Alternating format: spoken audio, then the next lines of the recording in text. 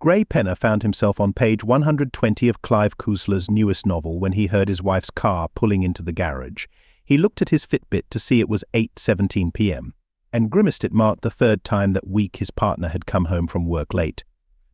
Only 4 months before, during their 7-year marriage, she had always returned at a regular time. Gray was not oblivious. The first few instances Kelly mentioned she would be late, he didn't think much of it, but he noticed once when she came home later than usual, her lipstick seemed hastily applied, which was unusual for Kelly, who nearly obsessed over her appearance. He was sure he smelled a different cologne on her as she kissed him, so that night, pretending to spoon her, he deliberately sniffed her neck. His expertise in scents wasn't vast, yet he immediately recognized the discrepancy between the White Shoulders perfume he had bought for her and this new, unknown scent. Gray almost let out a loud gasp when his redhead partner walked through the door. In his 30s, he still found her as stunning as when they first met in college. His sharp inhale was a habitual response whenever they reunited after some time. Kelly, sensing her husband's usual gesture, secretly smiled. She took his look as a sincere form of flattery and was inwardly amused that her husband still saw her as attractive even after she had been with another man. "Hello, love," she said as she approached him, kissed him briefly on the lips, and then made her way upstairs. Her concealed smirk was both confident and scornful. "Make yourself at home, I won't be long," she announced. Gray stayed quiet as his wife disappeared upstairs, her indifference to his silence evident. Yet he detected again the distinct scent of cologne, not for the first time as he followed her with his gaze. His look soured, preparing himself for the forthcoming argument that was inevitable if he wanted to save their marriage. At this point, Gray believed his wife hadn't yet started an affair with the fictional Paco Rabanne, the nickname he humorously coined for her probable admirer. Nevertheless, he felt she was perilously close to crossing that line. For 7 years, Gray had lived with the fear that his stunning wife would realize she had chosen a partner who wasn't her equal in looks and seek to amend that mistake. Gray didn't consider himself unappealing, yet he acknowledged he was average-looking and couldn't compare to his exceptionally beautiful wife. The third party in their relationship was Johan Wigman. Kelly was the assistant vice president at a global telecommunications company. Johan, a well-built 40-year-old blonde man, had transferred to her office from the company's headquarters in the Netherlands about 6 months ago. For the initial 2 weeks, Gray had been inundated with stories about the Dutch new arrival from Kelly, until she suddenly stopped talking about him. Gray became suspicious. "Is the Dutch guy still at your office?" he asked one evening while Kelly was recounting her day. "Yes, why?" she replied, somewhat surprised. "You haven't stopped talking about him for weeks." And now all of a sudden, silence, Gray remarked. "Oh, he's been moved to another department. We don't see each other much," she said, her face flushing slightly. Heyman, Gray murmured, taking a bite of his food, realizing his wife had just lied to him. It wasn't much later that Kelly began returning home late. She had felt an instant physical attraction to the 6'A", 102-pound Dutchman the moment they met, attracted not only to his physical appearance but also to his confidence, which bordered on arrogance. He spoke 3 languages and had deep blue eyes that Kelly felt looked right into her soul. Truthfully, she was smitten from the moment Johan first smiled at her. Kelly and Johan were actually in the same department and frequently interacted for business purposes. Not long after Johan's arrival at the firm, he and Kelly started sharing lunches. Kelly was deeply in love with her husband and never entertained the thought that her friendship with Johan might blossom into romance. Johan, on his end, acknowledged their growing closeness, partially because he was gently nudging it in that direction. Knowing Kelly was wed did not deter him. He assumed she would alert him if he overstepped. In his native country, having affairs outside of marriage was not looked down upon. A fortnight later, they were immersed in a project that didn't wrap up by the end of the day. Johan suggested they could either resume the next day or extend their evening to finish up. Her smile gave him all the confirmation he needed. Promptly she called her spouse, Gray, to tell him she'd be late. This was her first time working late since she started at the company. Gray, accustomed to late nights at his job, expressed no concerns and offered to make dinner, impressing her with his kindness. Leaving work at 7 p.m., though they had finished at 6:30 p.m., staying late had become the norm for them. Initially, it was just extra work and conversations, which slowly led to more intimate physical contact like hugs and kisses. Kelly felt she was on the verge of crossing a line, yet the thrill of having both a spouse and a lover was too appealing. She became so engrossed in her feelings that she ignored her husband's subtle cues. Post-college, Gray found a stable job at a local telecoms firm, whereas Kelly, with the same educational background, started at a lower position in an international company. They planned to delay starting a family until their 30s, with Kelly first pursuing a master's online in business to advance her career. After her graduation, it would be Gray's turn. Kelly completed her degree in 4 years, resulting in a promotion, a pay rise, and a role more prestigious than Gray's. He was supportive and content with their career strategy.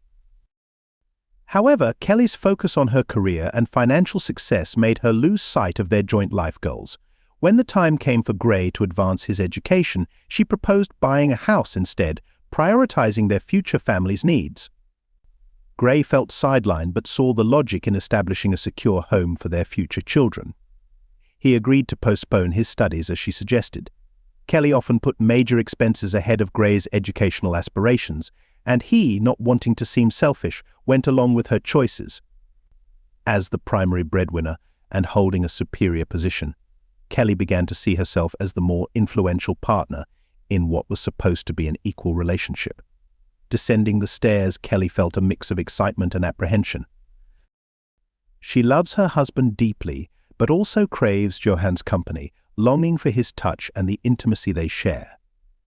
Yet she knows she cannot deceive her husband and feels compelled to discuss her feelings openly, hoping he would understand and agree to her spending a weekend with Johann, believing this wouldn't constitute infidelity given his accommodating nature.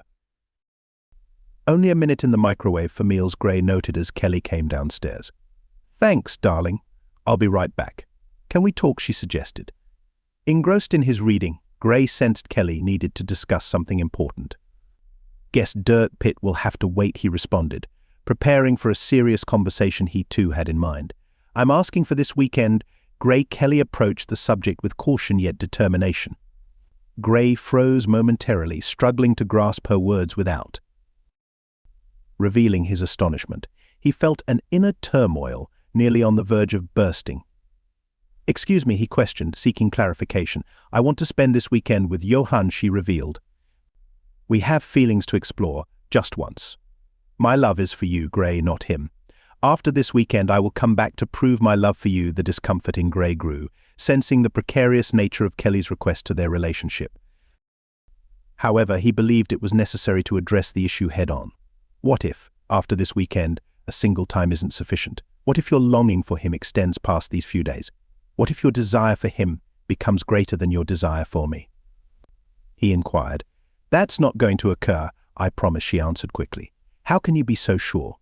You pledged yourself to me alone 12 years ago, yet here you are, willing to break that commitment," he observed, catching the evasion in her eyes as she looked away. "I need to do this, Gray, and I trust that your love for me is enough to allow this," she said softly. "Let's be clear, Kelly, this isn't a need, it's a want, and you're hoping I'd be foolish enough to consent. But that's not happening," he stated firmly, yet added, "I don't own you. So if this is truly what you desire, go ahead. Just be mindful, every action leads to consequences," Gray elaborated. "Thank you, Gray." "Your understanding means a lot," Kelly expressed.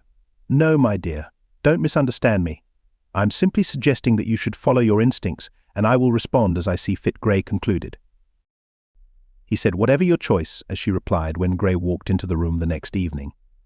Kelly was at the kitchen table, enjoying her coffee as he entered. He noticed a petite bag near the door. "She's definitely dressed to impress tonight," he thought, taking in her look.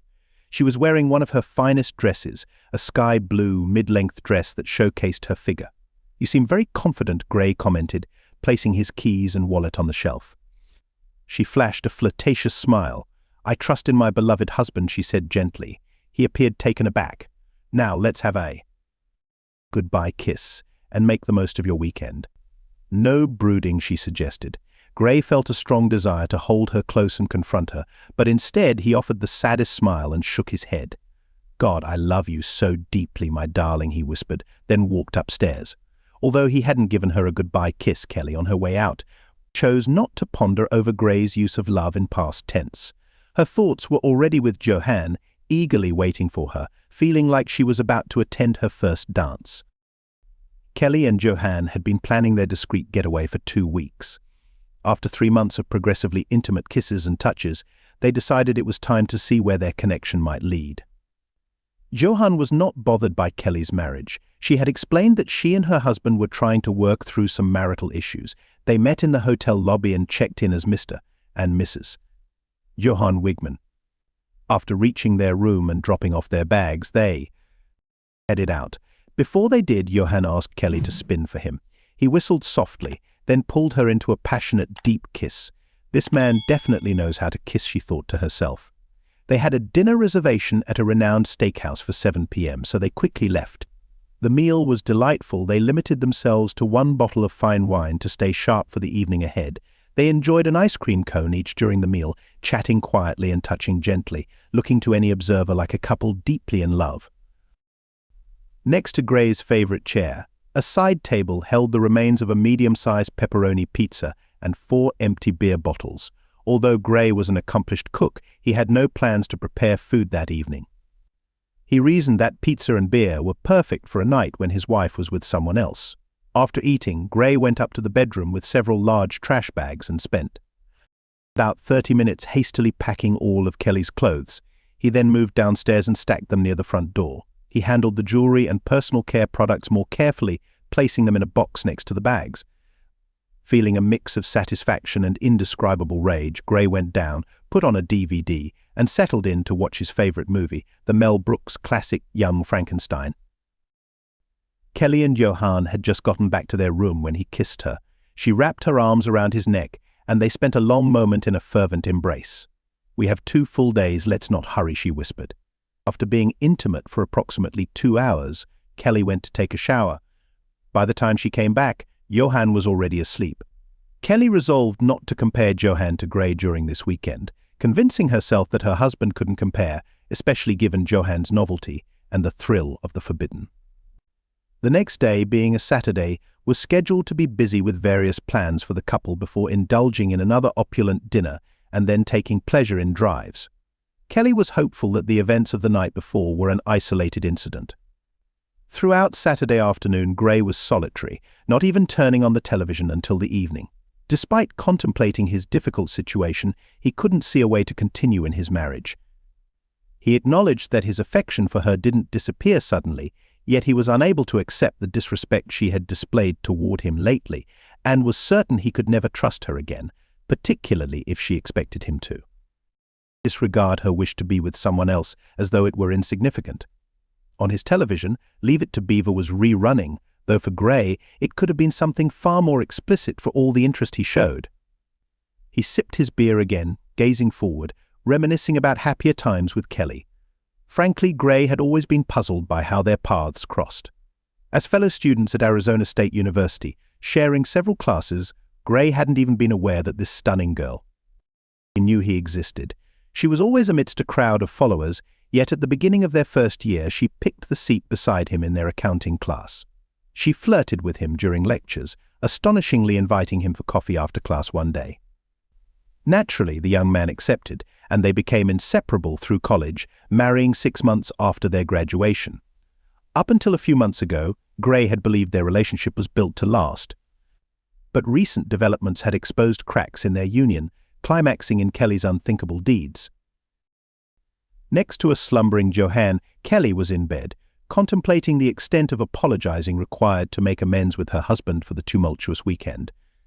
She remembered the words her husband had spoken when she had sought and rationalized the need for a weekend pass, but she was assured of Gray's deep love for her, strong enough to withstand any single weekend's events not ruining their marriage.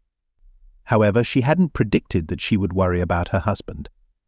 While with Johann that Saturday evening, following a wonderful day in the city and being intimate twice, the time spent with Johann was magical. He displayed exceptional courtesy and charm. Yet, upon returning to their place for another night, his allure seemed to dissipate. He became egocentric and obstinate once more. Even though Kelly had opted to overlook his flaws again, she wouldn't call their encounters passionate. In her opinion, Johan's actions were unemotional, akin to the monotonous back and forth of a saw rather than a tender connection. This realization made her question her choices, chiding herself for her mistake. After a morning that featured intimacy in the shower and a delightful breakfast, Johan was all smiles as he and Mrs. Wegman departed from the hotel. Kelly kept a poised demeanor and smiled throughout. Their parting kiss in the parking lot seemed like the climax of their weekend. Afterward, they got into their vehicles and set off home.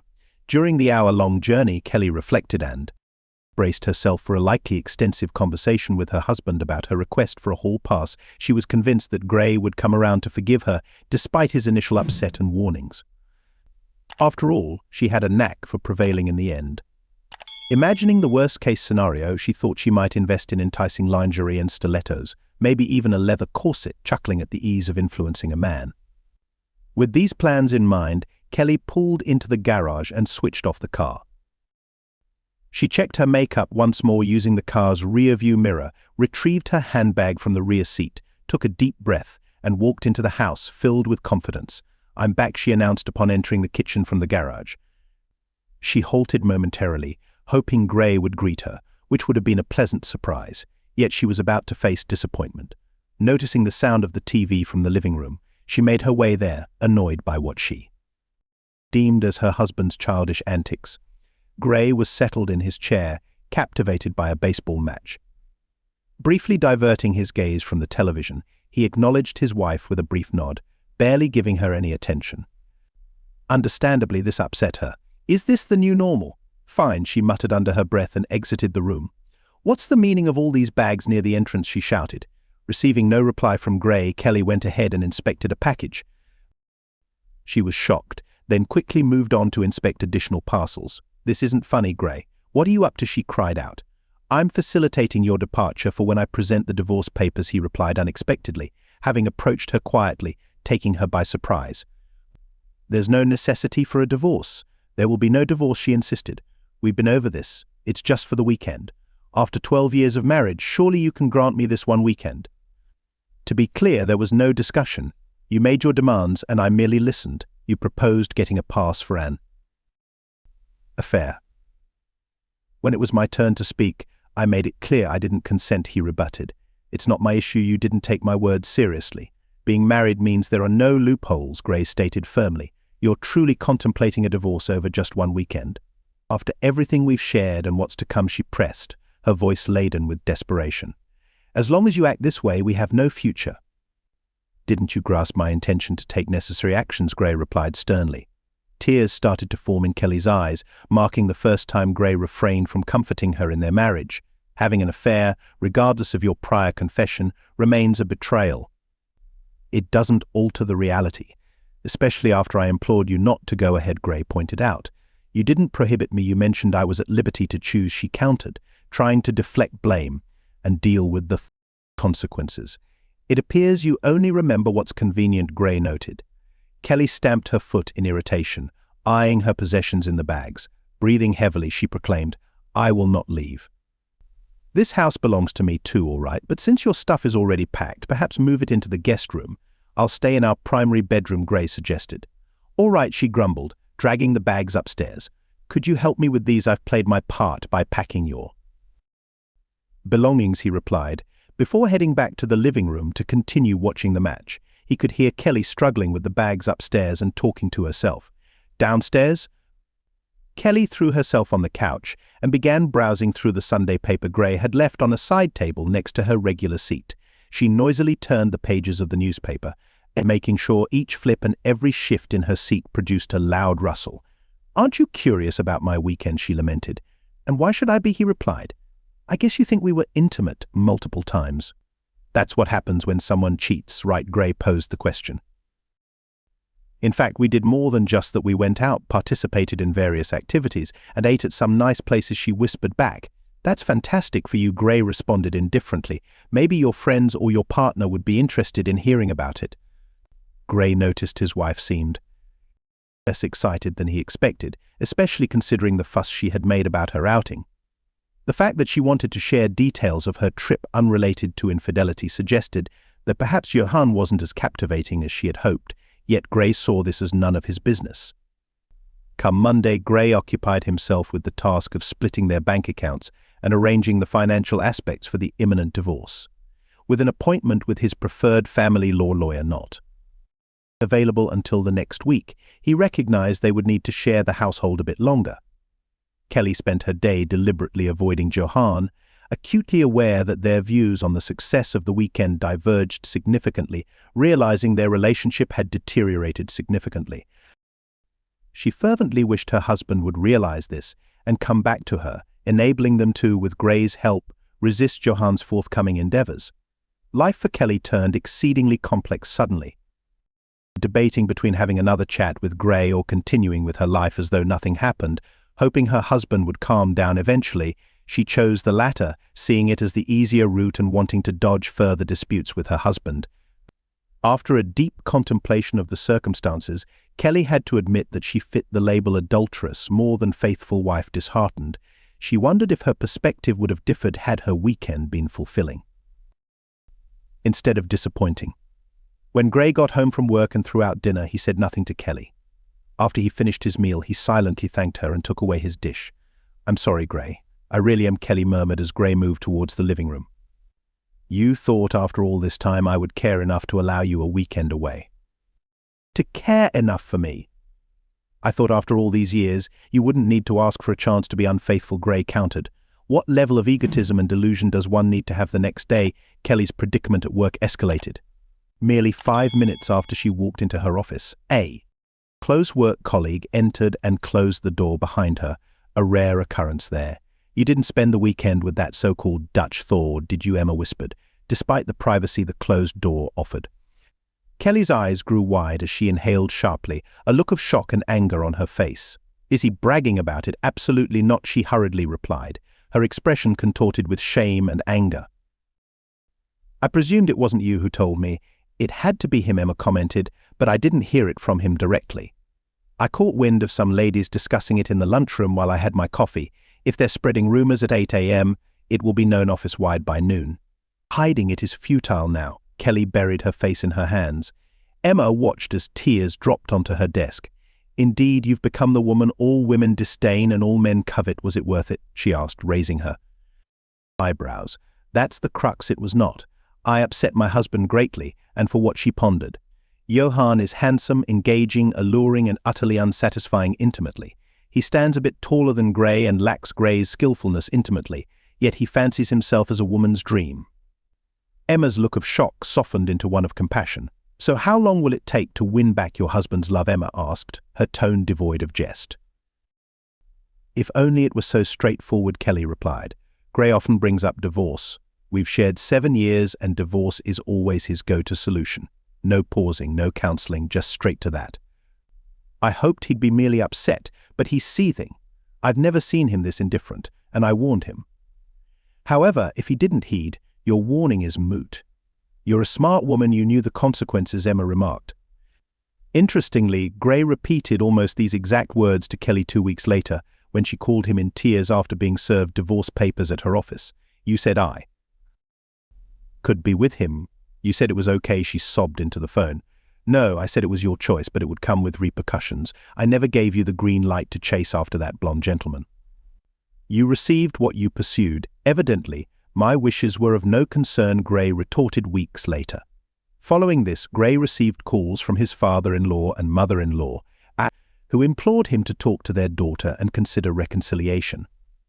Gray had a fondness for his in-laws and had always maintained a good relationship with them, so he tried to reject their request gently. "She recognizes her mistake, and yet you won't communicate with her, won't listen now." His father-in-law reproached him severely. "You stand above this, Gray." "Is that her characterization of the event? A mere slip-up," Gray responded, his voice dripping with irony. "Indeed, she hasn't actually spelled out the error to us, but after 7 years, isn't it time to show some forgiveness?" Ken Clayton proposed. "She hasn't presented you with the complete story, Ken.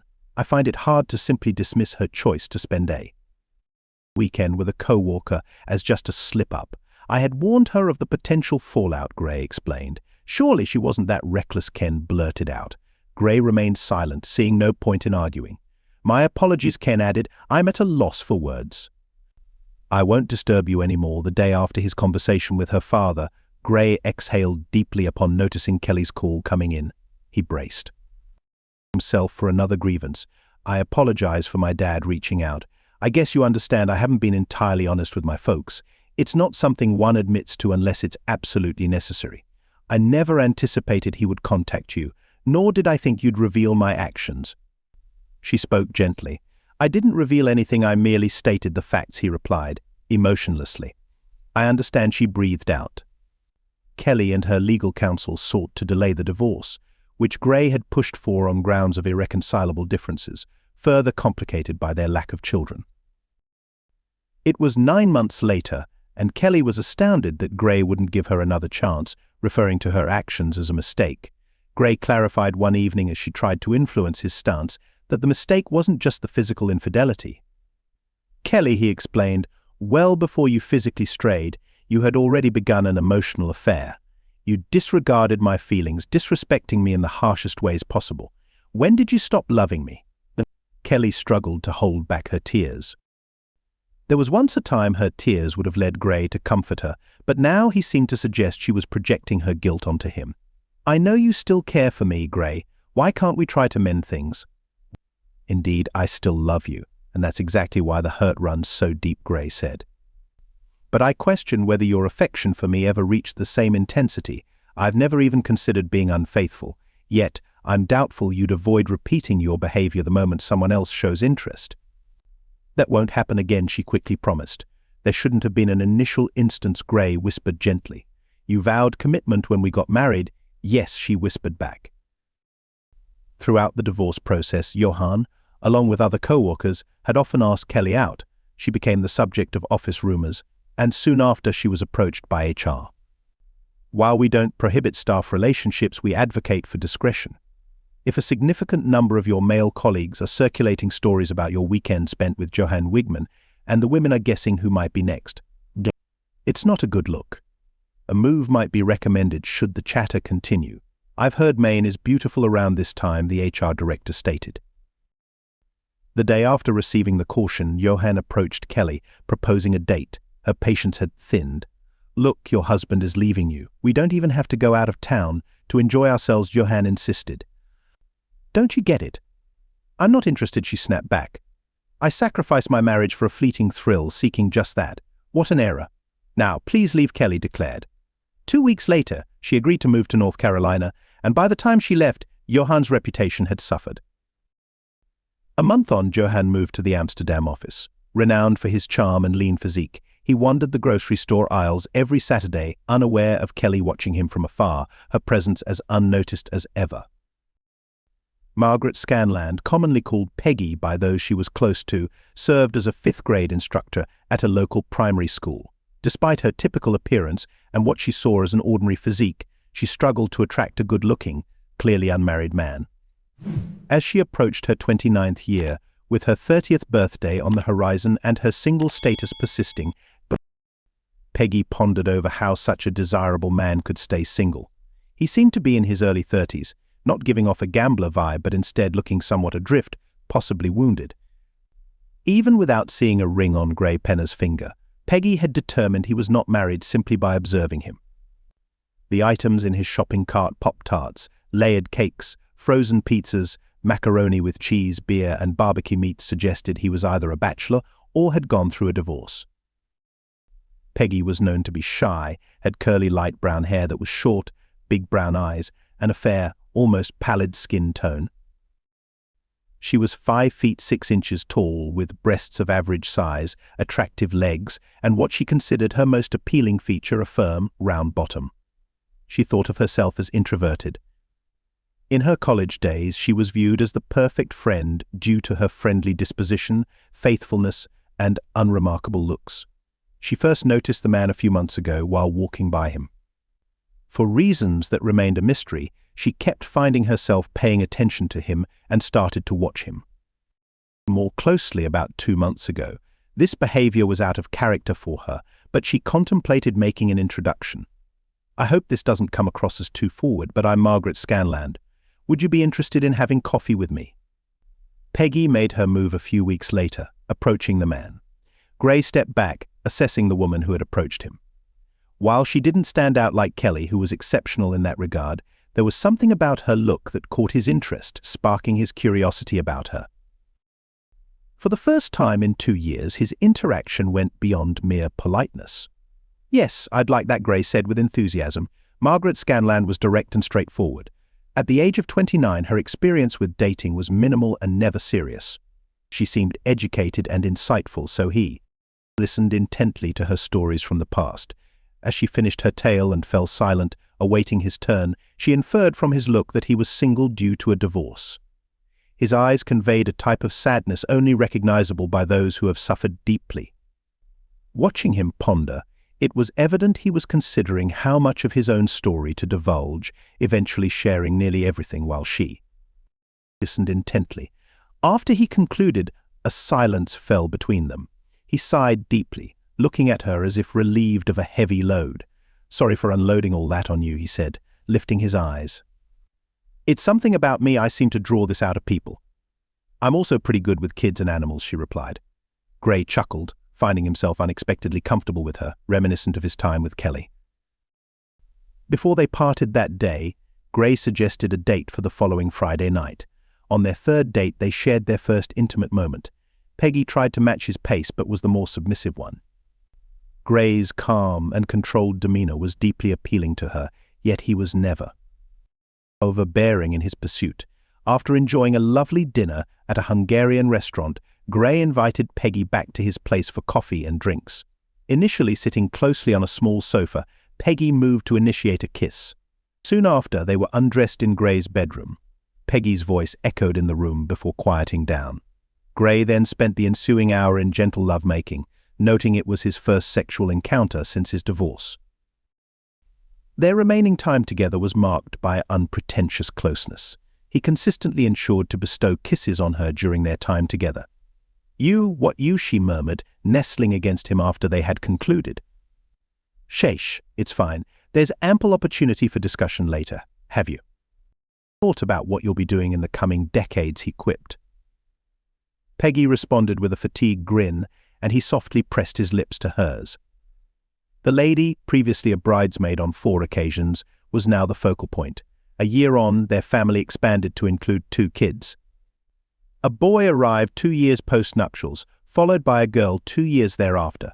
Peggy, unlike her predecessor, never forgot her promises, and though he might remain unaware, Kelly would eternally cherish that teaching. Relocating to North Carolina a few years later, she entered into matrimony once more, remaining loyal to her second husband for a decade and a half before uncovering his unfaithfulness. It dawned on her that she had come to comprehend the sorrow he had borne, leading her to swiftly terminate her second union. Kelly, self-sufficient as ever, persisted in her gym visits well into her 50s, maintaining her allure, single, and on the brink of 50, a scenario beyond her wildest fantasies. Her subsequent spouse, a decade her elder, was childless and had no desire for offspring with Kelly. At this juncture, it seemed too late, though she knew numerous men in their 30s would gladly father a child with her, yet none wished to remain and evolve beyond mere companionship. This notion almost brought her to a loud chuckle. Gray had envisioned 2 offspring, her desire was for 3. Hence, at this stage, their trio of children would be navigating adolescence, partaking in assorted academic and communal activities, with milestones such as high school and college graduations, marriages, and eventually the arrival of grandchildren. All these potential experiences were forfeited for a transient thrill she harbored profound regret over her choices, yearning for a chance to reverse them. Months later, across the country, Gray and Peggy Penner, with their 15-year-old son Reggie, found themselves in the local high school gymnasium, witnessing their 18-year-old daughter Phyllis accepting her diploma. Peggy clutched her spouse's hand firmly, their eyes meeting with moisture. Gray moved in for a swift peck, eliciting a squirm of embarrassment from their son, typical of teenage discomfort. "All right, that's sufficient." "Not here, not now," he voiced his disapproval. The parents shared a knowing glance, then observed one another, both raising their eyebrows in shared amusement. Dear audience, we invite your insights in the comments section. And remember to hit like, share, and subscribe.